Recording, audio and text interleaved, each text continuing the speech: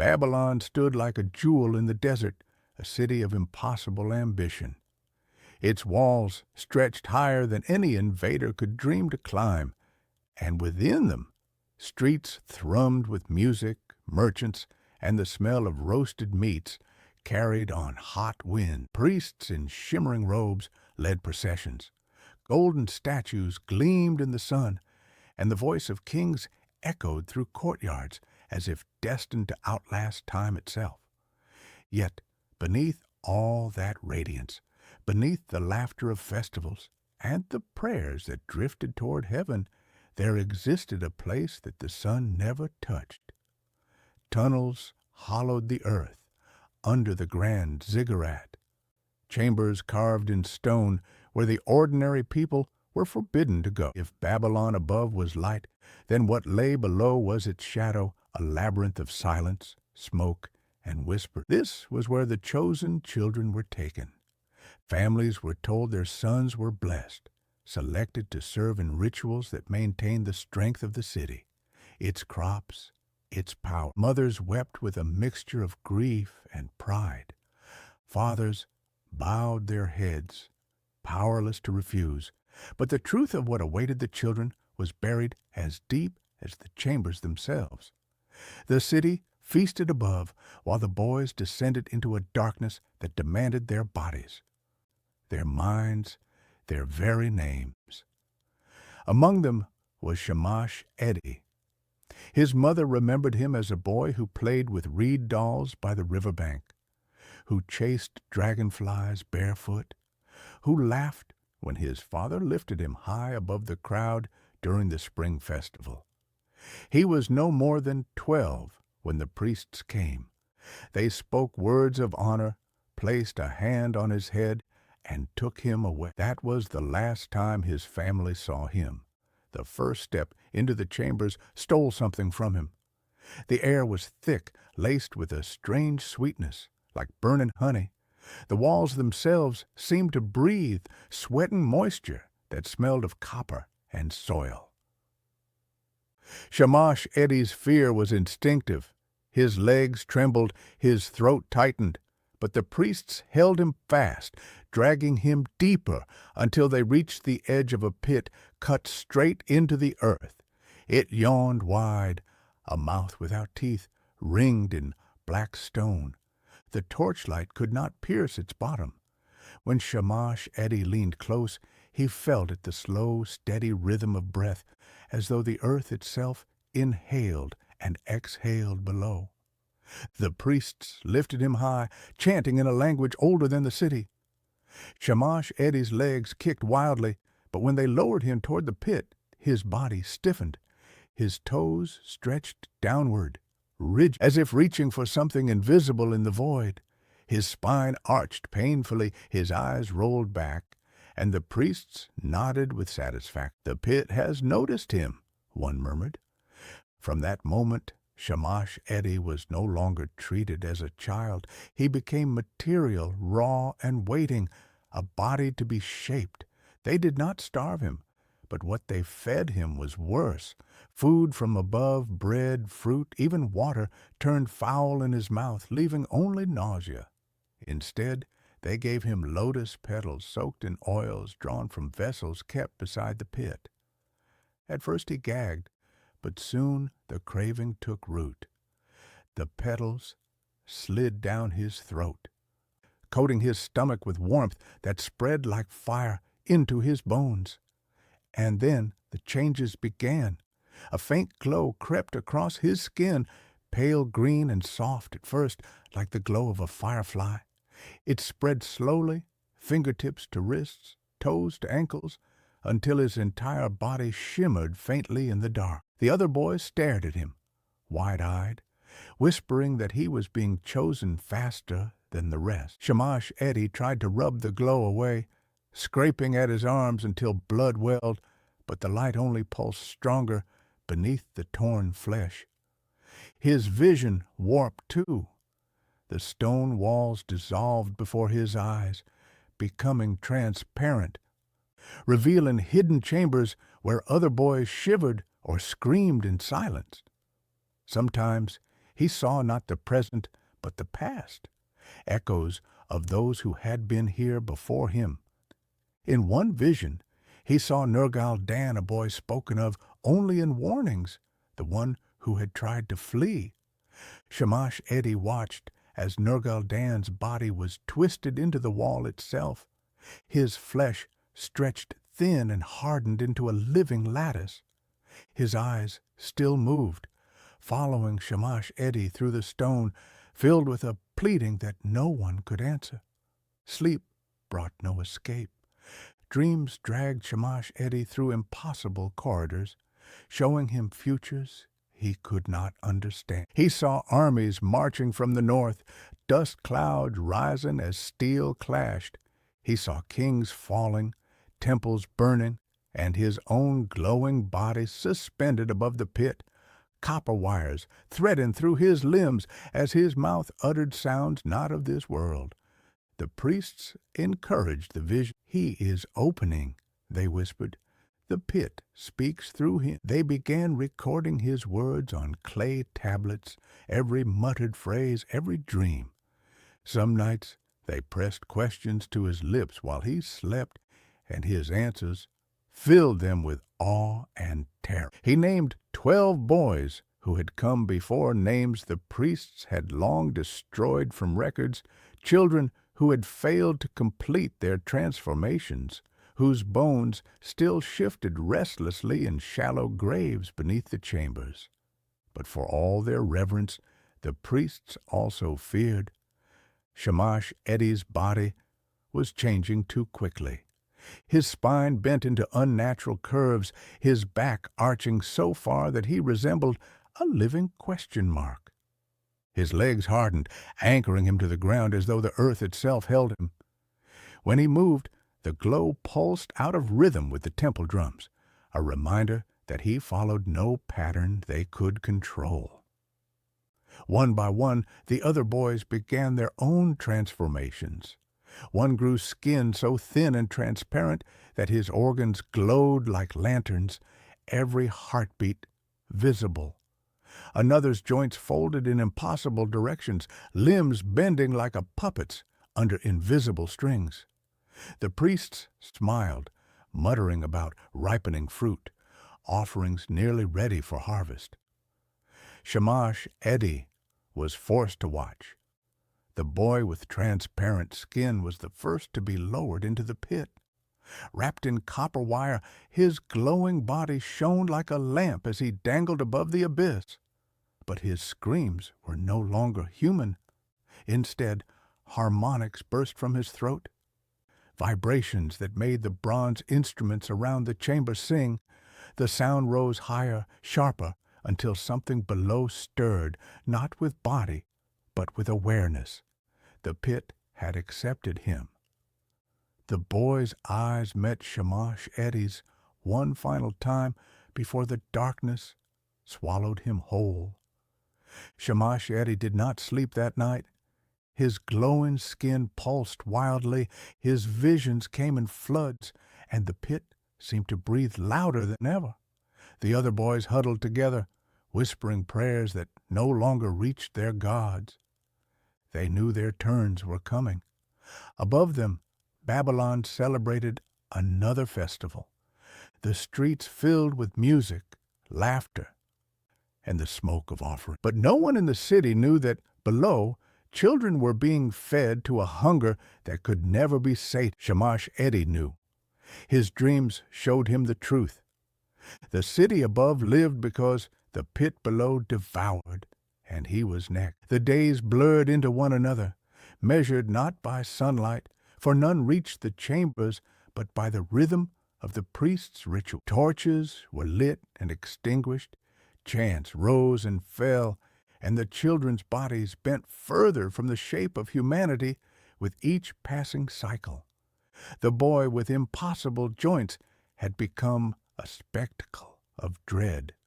His arms folded backward, his knees twisted until his feet could face the wrong direction.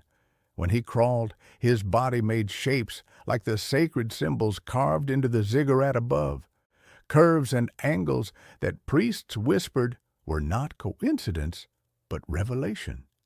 He spoke little, but when he laughed, and he laughed often, the sound was like glass cracking, sharp and splintering. The priests adored him. "The pit delights in him," one muttered, tracing the boy's bent arm as if reading scripture from his flesh. Yet Shamash Eddy saw differently. In dreams, he walked through the boy's mind and found only terror, a hollow laughter born not from joy but from a madness too deep to escape. Another boy began sprouting veins of bronze beneath his skin, thin lines of metal weaving through his flesh. His body grew heavy, his steps dragging, until he could no longer rise from the stone floor. He begged for water, for rest, for his mother. The priests answered by rubbing oils into his skin, polishing the bronze until it shone. "Ripening," they called it again, always ripening. Shamash Eddy felt himself ripening too, though differently. His glow no longer flickered faintly. It throbbed in waves that beat against the walls, spilling light into the shadows. At times, his body shook violently, every muscle seizing, while visions poured through him. He saw the city above, the markets where he once followed his mother, the palace halls where kings whispered of conquest. He saw them as if standing there, though his body remained in chains below. The priests recorded everything. They crowded around when his voice changed in sleep, when prophecies spilled from his lips unbidden. He told them of rain that would not come, of harvests that would rot in the field. He named men who would die in the palace before they had even fallen ill. His words terrified them, but terror only deepened their reverence. "He is the mouth of the pit," said the high priest, his voice low, awed. "Through him the abyss speak." But not all the visions were for the priests. Some Shamash Eddy kept to himself. In silence, he saw the faces of boys who had come before 12 of them, forgotten names, abandoned offerings. They lingered in corners of the chambers, their bodies half-formed, their voices whispering in a chorus only he could hear. They told him of pain, of the endless hunger of the pit, of how their souls had been twisted into tools long after their deaths. They warned him, and still the pit demanded more. The boy with bronze veins was next. His body, heavy and gleaming, was dragged by chains to the edge. Shamash Eddy watched his wide, tear-filled eyes as the priests bound him in copper wire. When they lowered him, the bronze in his veins sang, vibrating with tones so deep they shook the stone walls. For a moment, Shamash Eddy thought he saw something stir in the darkness, vast, formless, yet aware. The boy's cry was cut short, and the pit swallowed him whole. Shamash Eddy could not look away. Each offering chipped a piece from his own soul. He felt himself moving closer to that same fate, every vision confirming what awaited him. The boy with impossible joints laughed the night after, his body folding into shapes no bones should allow. He climbed the walls like a spider, his limbs clicking. The priests cheered, drunk on spectacle, calling him blessed beyond measure. Shamash Eddy shivered, for in his dreams he had already seen the boy's end. It came swiftly. They bound him as they had the others, lowering him over the pit. But unlike the others, he did not scream. He threw his head back and laughed, a joyous sound that echoed like broken bells. For a heartbeat, Shamash Eddy thought the laughter was victory, rebellion against the priests. But then something below answered. The pit laughed back. The sound was indescribable. It shook the marrow of bones, splintered thought itself. Torches sputtered, stone cracked, and 6 priests collapsed to the floor, their eyes blank, their mouths moving in silent unison as if a single mind now stretched across their bodies. The laughter from below rose higher, mocking, delighted. The priests panicked. The high priest himself stepped forward, his mask trembling as he ordered the ritual accelerated. "Tomorrow!" he barked. "The offering must be completed tomorrow. The gateway is unstable.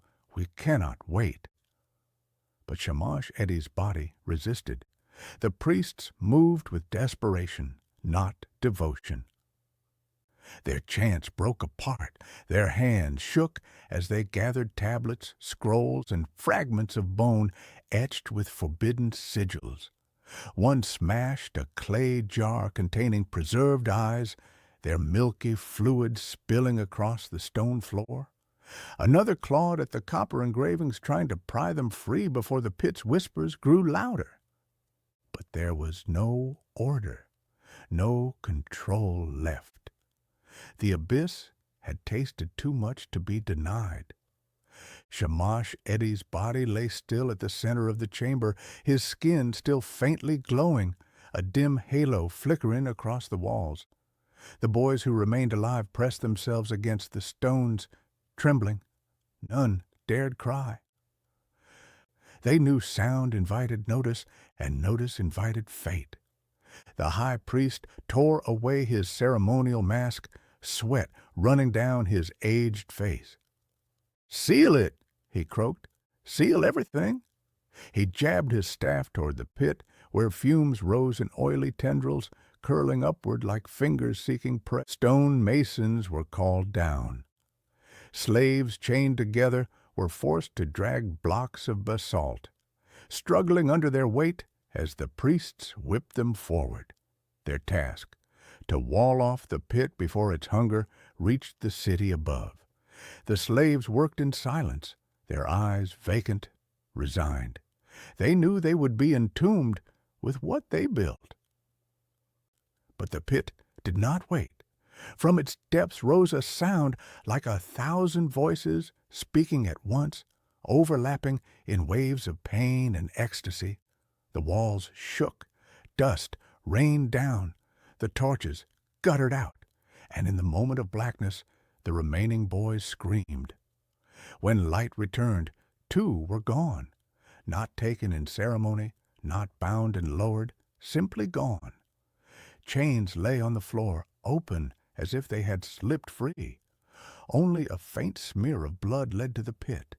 The priests froze, horror carved across their faces. The abyss no longer required ritual. It had begun to claim at will. The high priest struck his staff against the stone, his voice cracking, "Bury him!" He pointed to Shamash Eddie's body. 4 men lifted him, careful not to touch the glowing skin. They carried him into a side chamber, a narrow passage lined with carvings no one dared look at directly. There they dug, deeper and deeper into the earth. With every strike of the shovel, Shamash Eddie's glow pulsed brighter, as though his body resisted being hidden. His dead eyes fluttered once, as if memory lingered. One priest dropped his tool and fled, only to collapse moments later, his skull cracking against the stone floor. The others buried him anyway. They layered earth and rock until no trace of his form remained. Over the grave they carved one sigil only, a spiral within a spiral, the mark of silence. It was meant to contain what lay beneath, but containment is not erasure. Above ground, Babylon thrived in ignorance. The king's feasts glittered with gold, the markets overflowed with grain, the ziggurat soared higher with each passing season. Priests walked proudly in ceremonial processions, never speaking of what they had sealed. The city saw only their power, not their fear. Yet cracks spread unseen. Shamash Eddie's visions had been true. Rains faltered, harvests rotted. A sickness swept the poorer districts, leaving bodies stacked at the gates. The king blamed enemies, cursed foreign gods, and demanded greater offerings. But the priests knew they had unbalanced something far older than kings, and its hunger bled through the earth. Still, they kept silent. They erased records. Tablets were smashed, scrolls burned, names struck from lists. Boys who vanished were listed as runaways or criminals. Shamash Eddie's name was never again spoken in ritual halls. Even the families of the taken were silenced, threatened with exile or death if they asked too many questions. But silence cannot kill memory. One servant girl had seen everything. She had carried water to the chambers, scrubbed blood from the floors, and washed the oil from the bodies of those called ripened. Though the priests never looked at her, she saw them, saw their trembling hands, their masks discarded in exhaustion, their prayers whispered not in power, but in terror. She remembered Shamash Eddie's eyes, glowing even as he wept. She remembered his whispered thanks when she had given him an extra sip of water, the smallest kindness in a world that had none. And when his body was buried, she swore she heard his voice still, faint, calling from beneath the earth. She carried that memory like a hidden ember. Years later, when Babylon's power began to falter and invaders pressed against its borders, she spoke. To her children first, then to neighbors, then to anyone who would listen. She told them of the boys, of the pit, of the priest's secret terror. She told them of Shamash Eddie, not as a monster, not as an offering, but as a boy who glowed with visions he never chose. Her words spread like cracks in stone. Some dismissed her as mad. Others whispered in fear, but enough believed to seed doubt, and in doubt the priest's authority weakened. The ziggurat still towered, but beneath its shadow the people began to murmur. Why had their sons vanished? Why did the harvest fail? Why did priests demand silence when questions were asked? The priests tightened their grip. They ordered executions, demanded loyalty oaths, redoubled sacrifices to other gods. But nothing quieted the whispers, and nothing sated the hunger that pulsed beneath the sealed chamber. The pit had not forgotten. Every tremor, every sickness, every famine was its reach extending, stretching, reminding. It had tasted a glowing boy, a mouth that spoke prophecy, and it wanted more. The high priest, now bent with age, knew his life's work. The pit had not forgotten. Every tremor, every sickness, every famine was its reach extending, stretching, reminding. It had tasted a glowing boy, a mouth that spoke prophecy, and it wanted more. The high priest, now bent with age, knew his life's work had failed.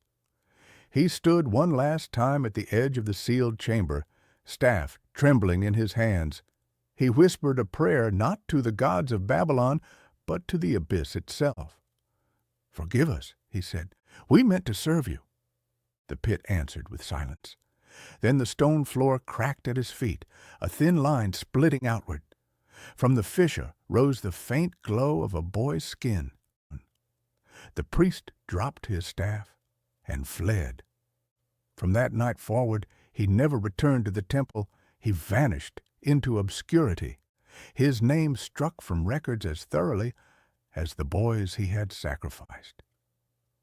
But the story of the servant girl endured. Her words outlived kings.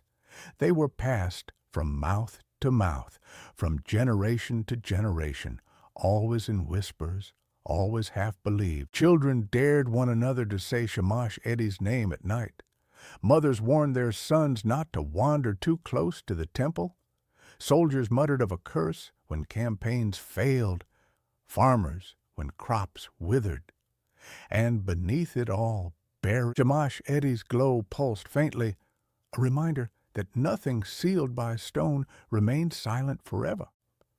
That night, his spine bent one final time, cracking audibly as it twisted into its ultimate curve. His legs anchored to the floor, his glowing skin flared so brightly the other boys shielded their eyes.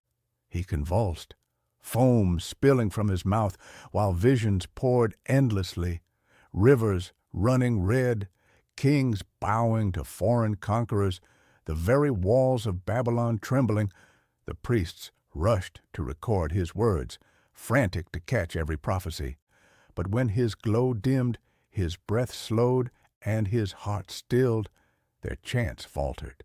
Shamash-Edi had died too soon. The chamber fell silent.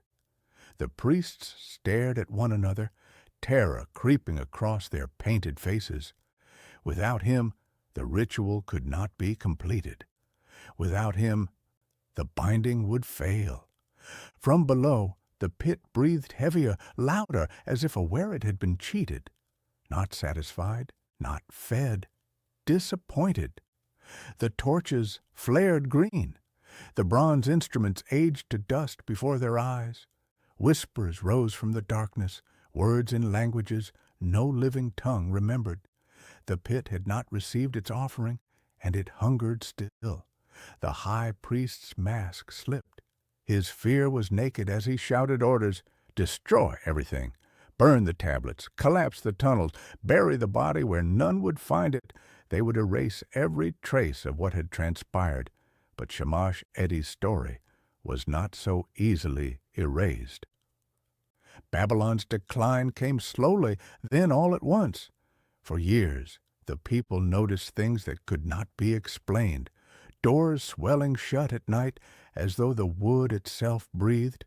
Wells bubbling with water that smelled faintly of oil. Infants waking screaming, their mouths shaping words too old for human tongues. The priests offered explanations, divine tests, celestial alignments, the envy of rival gods, but none rang true. The servant girl's whispers lingered. She had long since died, but her children carried the story, and their children after them. They repeated her warnings in hushed tones. Beneath the temple, the priests buried a boy who glowed. His death broke the chain. His name was Shamash-Edi. The priests tried to silence these rumors, branding them blasphemy. Yet with every denial, belief spread further. The common people saw connections. The failing crops, the rising sickness, the faint tremors that rattled clay jars from shelves at night. They began to believe the servant's tale more than the priest's promises. The high priest, the last of those who had seen Shamash-Edi's body glow beneath the earth, wasted away. His back bent so severely that his spine formed the very glyphs once carved into the ritual chamber walls. His followers whispered that he never slept, that he wandered the temple at night, muttering apologies to shadows only he could see. One dawn, he was found dead at the altar, mouth open, as though something had crawled out of him. His eyes glowed faintly green, even in death. By then, Babylon's fate was already sealed. Cyrus of Persia stood at the gates with an army unlike any the world had seen. The Babylonians boasted of their impenetrable walls, their endless stores of food, their sacred blessings. Yet the city was rotting from within.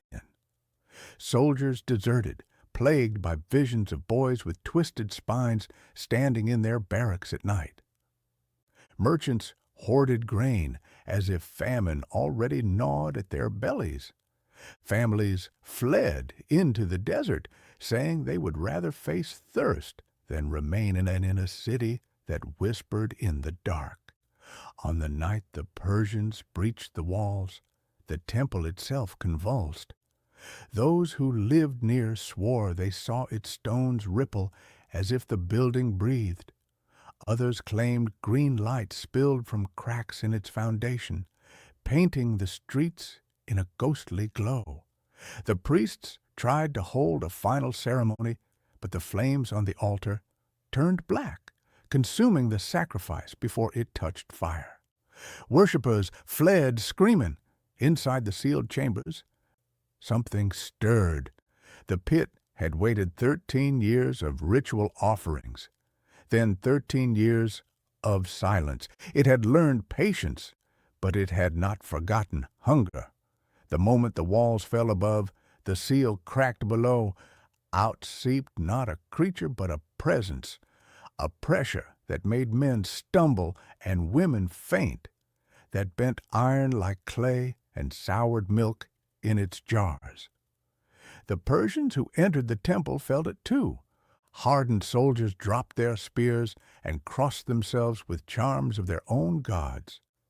Some turned back entirely, saying no victory was worth such a curse, but others pressed on, driven by orders. They descended into the ruins, where the stench of oil and rot clung to the air. There, in the refuge pit, they found bones not only of animals, as the priests once claimed, but of boys, small skeletons with twisted spines and malformed skulls, as ashes, knowing one day they would be found. The soldiers gathered them with trembling hands, unable to read, but certain they carried truth. Later, scholars in Persia would decipher the warnings. Here is beneath. They fed boys to the dark. One boy glowed and broke their chain. His name was Shamash-Edi. The Persians ordered every chamber collapsed. Fires were set. Stones tumbled inward, entrances sealed with molten lead. Yet even as they destroyed, they felt watched. Some swore they heard breathing in the walls. Others wept without knowing why. But they finished their task, determined that no Babylonian horror should infect their empire. Above ground, Cyrus was hailed as liberator. The Babylonians, weary of their priests, welcomed a new ruler. The streets filled with cheers, garlands, and feasts. Beneath the clamor, whispers still crept. The breathing continues. For years afterward, travelers through Babylon claimed to feel it. Pilgrims swore they heard sighs when resting near the temple ruins. Shepherds refused to graze their flocks close to the city walls. Traders spoke of dreams filled with boys glowing like lanterns, their eyes wide with both pain and mercy. The Persians dismissed these tales as superstition. Rose and fell, but always the core remained. The priests who sacrificed children, the pit and broke the ritual. Some told, and forever. Mothers whispered it to their children. The servant girl's vow had worked. Shamash-Edi's name was remembered. 2.5 millennia later, when archaeologists uncovered Babylon's ruins, they found fragments, tablets carved with clumsy strokes, words almost lost to time. Scholars puzzled over them, debating their meaning. Were they metaphors, allegories, religious propaganda? But in their lines, one phrase repeated with haunting clarity: "He is beneath." And some who studied too closely reported dreams. Dreams of narrow chambers, of glowing skin, of walls that breathed in and out like lungs. A few abandoned their research altogether, unwilling to probe further into echoes that felt less like myth and more like memory. Perhaps that is what lingers most. Not proof, not certainty, but presence. The sense that somewhere, deep below layers of dust and ruin, a boy still lies buried among shattered idols. That his glow, though faint, endures. That his breath, though shallow, continues. And maybe it is not his at all. Maybe it is the city itself, exhaling in grief, or the abyss, waiting still. The tale of Shamash-Edi is not simply one of horror, but of witness. A child silenced, yet remembered. A ritual broken, yet unfinished. A name buried, yet whispered for generations. It reminds us that darkness does not vanish when sealed away. It festers, it seeps, it waits. And it warns us that silence is never enough. The servant girl could not save the boys. She could not close the pit or undo the priest's crimes. But she could carve the truth. She could bear witness. And in that small act, she defeated oblivion. Today, when the wind passes over the ruins of Babylon, some say it carries a faint rhythm, in, out, a reminder that beneath stone and time, something still breathes. Whether it is hunger or memory depends on how you choose to listen. But if you lean close enough, if you dare to press your ear against the cracked stones, perhaps you will hear a boy's voice beneath the sighing. Not a scream, not a prophecy, only a name carried upward through centuries of silence. Shamash Edi.